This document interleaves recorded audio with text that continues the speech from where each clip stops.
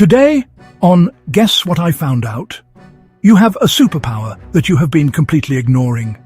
You can detect 3 drops of a chemical dissolved in an Olympic swimming pool. You can tell the difference between molecules that are mirror images of each other, the same atoms, the same bonds, just flipped. You can follow a scent trail across a field while blindfolded. And you have been walking around your whole life thinking your nose is basically useless. It is not. Someone lied to you, and we are going to find out who. The lie traces back to a Victorian anthropologist named Paul Broca. In the 1800s, Broca looked at the human olfactory bulb, the part of the brain that processes smell, measured it against other animals, found it smaller in proportion, and concluded that human smell was a degraded, primitive, animalistic sense. Something associated with dirt and instinct, unsuitable for refined intellectual life.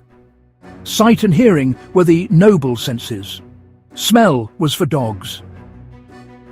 This opinion, delivered with the full authority of Victorian scientific confidence, stuck. It became the background assumption of Western culture for 150 years. Scientists stopped investigating human olfaction seriously. The public absorbed the message. Your nose is bad. Move on. The problem is that the science never actually supported it. What Broca measured was the size of the olfactory bulb, not what the system does with the signals. And what the system does is, well, extraordinary. Here is a number for you. Ethyl mercaptan is the chemical added to odorless natural gas so that you notice a leak. The gas companies add it at 57,000 times the detection threshold because they need you to wake up and smell it from across the house. The detection threshold itself is 0.009 parts per billion.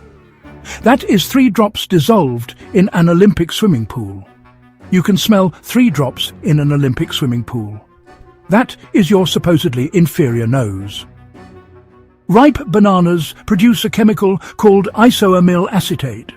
Humans can detect it at a few parts per trillion. That is actually more sensitive than a dog for that specific compound. Dogs win on average across all smells, and they win on spatial mapping. But the idea that human smell is uniformly inferior to every animal in every situation is simply not accurate. What humans are genuinely exceptional at is discrimination. Research published in 2014 estimated that humans can distinguish at least 1 trillion different odor combinations. We can detect the difference between molecules that are mirror images, the exact same atoms in the exact same arrangement, just flipped. Spearmint and caraway seeds both come from a molecule called carvone. One version is the left-hand mirror image, one is the right.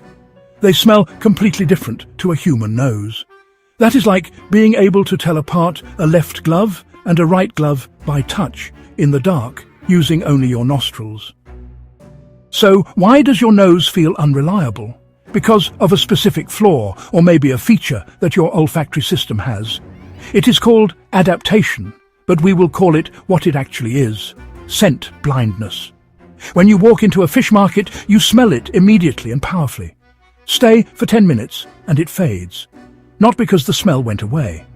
The neurons responsible for detecting that odor have depleted their signaling capacity. They literally run out of the chemical messengers needed to keep firing. The cells adapt, and the signal drops below conscious awareness. This is why you cannot smell your own house. You have been there too long. Your olfactory system catalogued the scent years ago, adapted completely, and filed it away. The only time most people smell their own home is when they come back from a trip, and for about 30 seconds, the neurons fire fresh before adapting again. Same process. You adapted to your own body before you were old enough to form memories of it. You will never know what you smell like to other people, and other people will never tell you. Now, here is where it gets interesting, Curious George. Just because your nose has adapted to something does not mean your brain stopped processing it.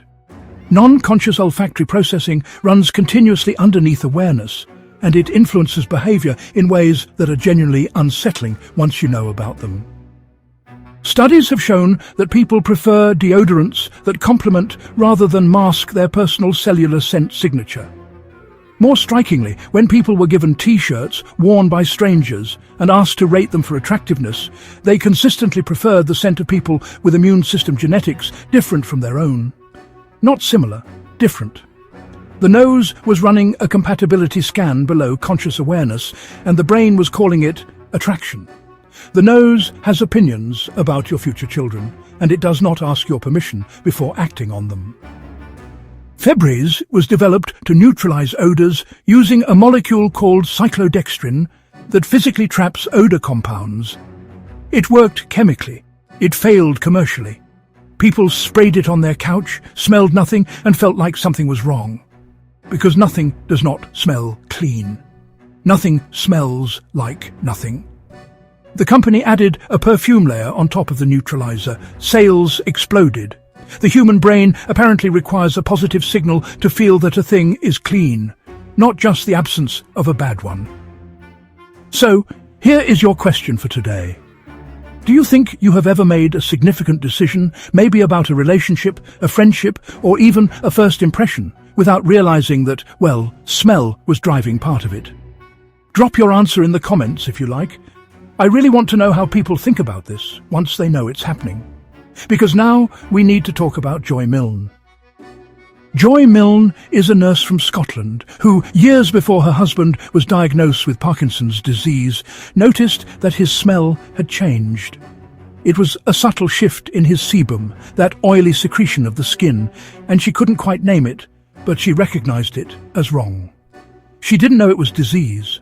She just knew, deep down, that something had changed. Later, her husband was diagnosed. And then, at a Parkinson's conference years later, Joy mentioned to a researcher that she could actually smell Parkinson's. The researcher, Tilo Kunath, decided to test her. He gave her 12 T-shirts, 6 worn by Parkinson's patients and 6 by healthy controls.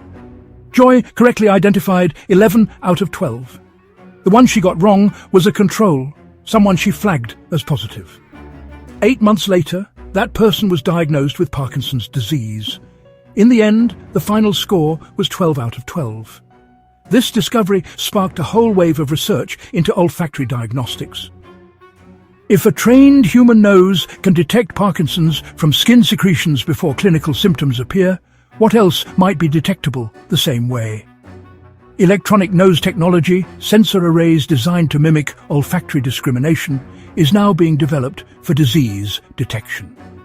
The nose that Victorians called primitive is being studied as an early warning system for neurodegenerative disease.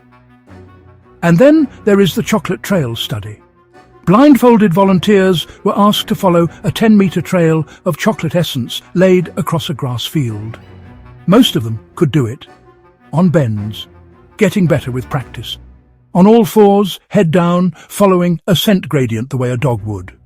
The nose works when you bother to use it deliberately. The problem is not the hardware, it is the attention.